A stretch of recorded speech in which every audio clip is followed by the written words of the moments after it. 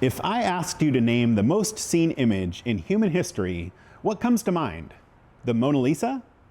The Coca-Cola logo? The cross?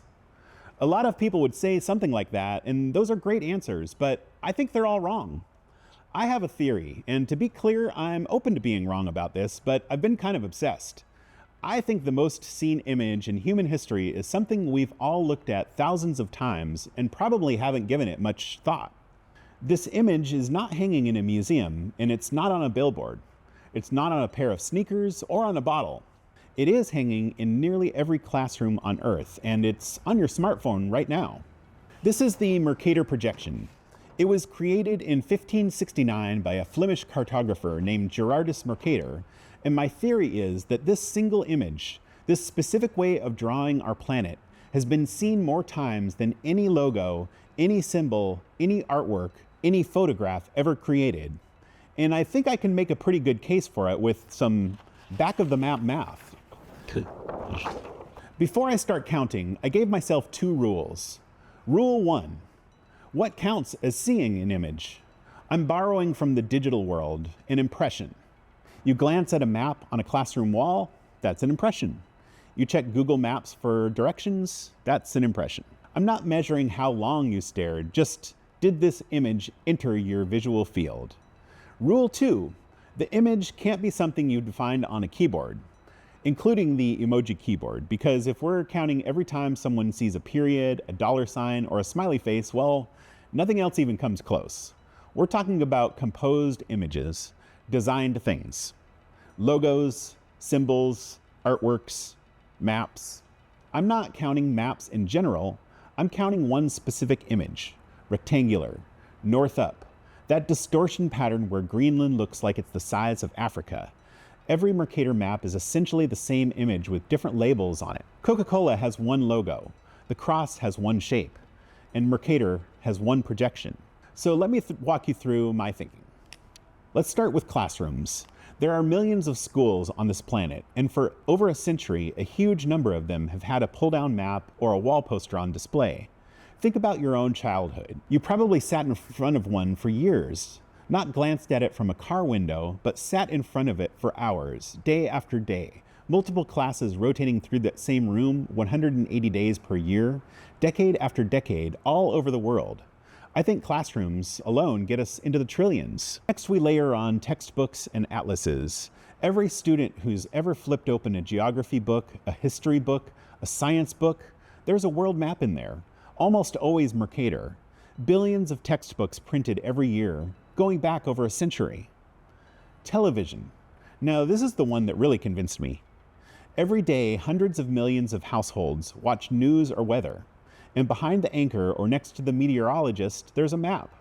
War coverage, election night, hurricane tracking. And it's not just a flash. Those maps are on screen for 10, 20, 30 seconds at a time, sometimes minutes.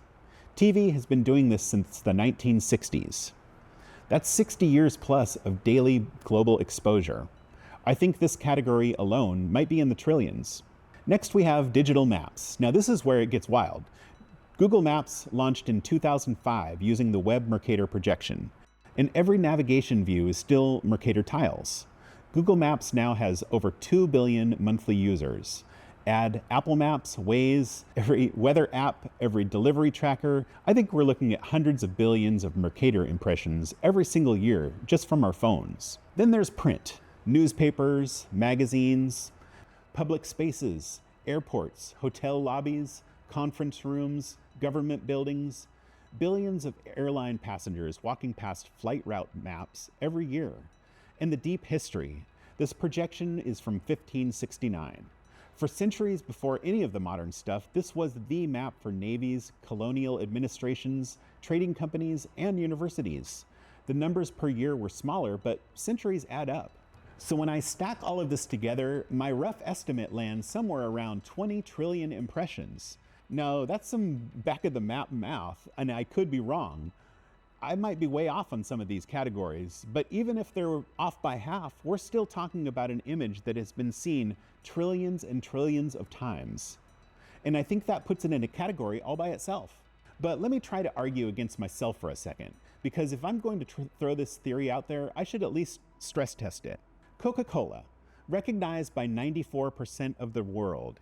You see that logo everywhere. Cans, billboards, vending machines, TV ads. It's a monster, but it's only existed since 1886, and it didn't reach huge parts of the world until the late 20th century. Massive reach, but I think Mercator has been playing a much longer game. Flags. No single flag even comes close. The American flag is everywhere in America, but that's just one country. Corporate logos like Apple and Nike, they're competing with maybe 50 years of exposure against Mercator's 450 plus. Now the cross. This is the one that almost broke my theory. 2,000 years old. Churches, jewelry, gravestones, flags, artwork, and it's not just something people seek out. Think about how many crosses are just out there in the world. On top of churches, on roadsides, in cemeteries, on hilltops. People drive past them every single day without really thinking about it. That's real passive exposure, and it's been happening for centuries. So does that beat Mercator? Here's where I land. The cross has incredible outdoor ambient exposure, but that's concentrated. It's overwhelmingly in Christian majority countries like Europe, the Americas, parts of Africa, and Oceania. That's a lot of people, but it's not everywhere. The Mercator is everywhere. A classroom in Tokyo has the same Mercator map as a classroom in Lagos, Sao Paulo, Oslo, and Mumbai. It doesn't matter what religion the country is, what language they speak, what political system they have, everybody gets the same map. I think the cross is the closest competitor. It might even be a tie, but my gut says Mercator edges it out because it's truly global. It's where people actually spend their hours, and it's been doing this for almost 5 centuries. But I'll be honest, I'm not 100% sure I'm right. That's kind of why I'm making this video. What I am sure about is this. Whether it's the most seen image or just one of the most seen images, almost nobody thinks about what it's actually doing.